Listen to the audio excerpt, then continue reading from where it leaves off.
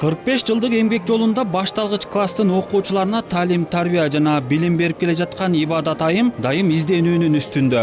Мугалим окутуунун жаңы методикасын ойлоп таап, балдардын аң сезимине жараша сабак өтүү менен гана окуучуларга татыктуу билим бере алат. Айылдык агартуучунун ар бир баланын психологиясына жараша окутуу усулу Жалал Абад облусунун бардык айылдарындагы орто мектептерге кеңири тараган. Ибадат Жанузакова учурда Токтогул районундагы Жоомарт Бөкөнбаев атындагы номер 2 орто мектепте жеткинчектерге билим берет. Эмгек жолундагы үзүрлүү иши үчүн каарманыбызга Кыргыз Республикасынын эмгек сиңирген мугалими ардактуу наамы тапшырылды.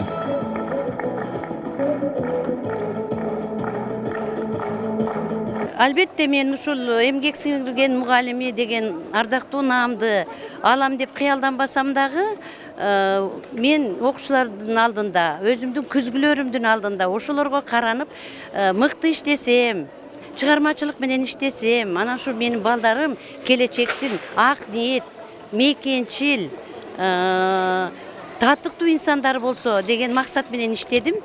Мынакей буйрук экен, бул сыйлыкты алдым.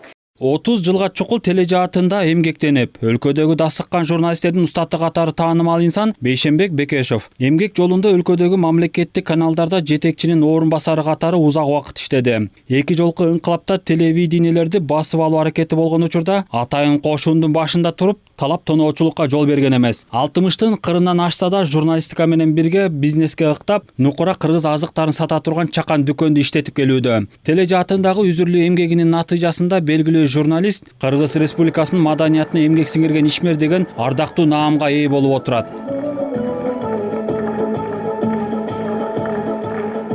Бүтүндөй ушул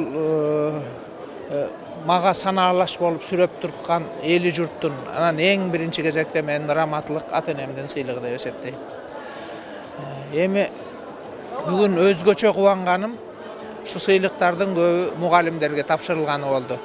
Менин ишим дагы кайсы бир деңгээлде ушул мугалимдик иш деп эсептеймин. Бул менин ушул кичинекей ишимди баалаган үчүн биздин президентибизге ыраазычылык билдиремин.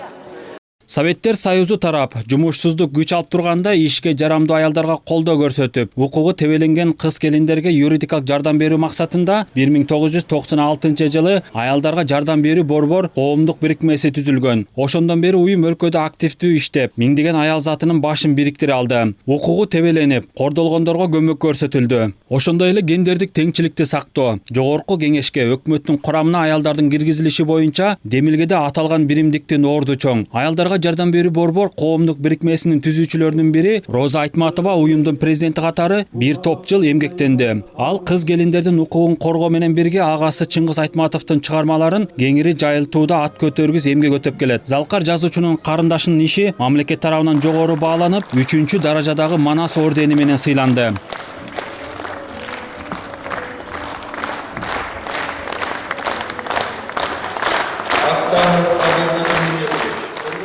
Ошол кезде аялдарга жардам катары мындай бир жаңы шарт болуп калды да, ошо жаңы шарттарга ыңгайлашууга жардам бериш үчүн түзүлгөн да биздин уюм. Оюма да келген эмес, чынында билген да эмесмин, айтканда таң калып калдым.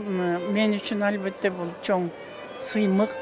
Мамлекеттик сыйлыкка татыгандардын бири Акылбек Мусаев 30 жылдан ашык эмгек жолунда 24 миңдей адамга операция жасаган. Даңк медалын алуу күтүүсүз болгонун белгилеген хирург жан дүйнөсүндө эки сезим пайда болгонун айтат. Бир чети сыймык, үзүрлүү эмгектин элдин саламаттыгы үчүн көрүлгөн камкордуктун акыбети кайтып жатканына сүйүнөт. Экинчиден ишине болгон жоопкерчилик күчөп, көрсөтүлгөн ишенимди актоо үчүн дагы да талыкпай иштөө башкы максат экенин белгилейт.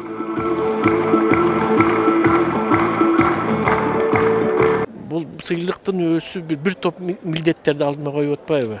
Эң негизгиси бул мындан ары да бул сыйлыкты алгандан кийин мындан ары дагы элибиз, жерибиз үчүн, мамлекетибиз үчүн талыкпай мындан дары ишти жасай бериш керек. Мына ушул негизги да.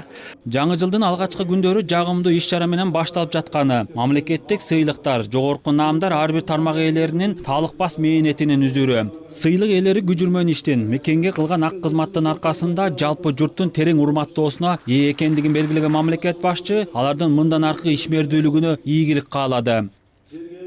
Сиздер эмгекчилдик, мекенчилдик, сапаттарыңар менен коомдогу кадыр баракка урматтоого жеттиңиздер.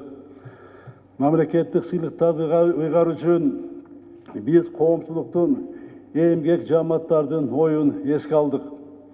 Бүгүн сиздерге эл арасында абийир таап, өлкөнүн өнүгүүсүнө мыкты салым кошуп жаткан мекендештерибизге сыйлык тапшырып жатканыбызга биз абдан кубанычтабыз.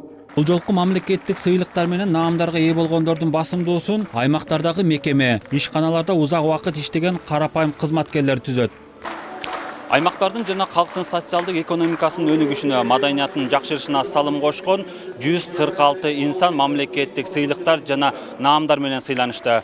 Булардын 62си айымдар болсо, 84-ün мырзалар түзөт. Булардан сырткары 2 коомдук уюм дагы бар. Дүйшөн Шаршембеков, Эрмек Райымбеков, Нью ТВ.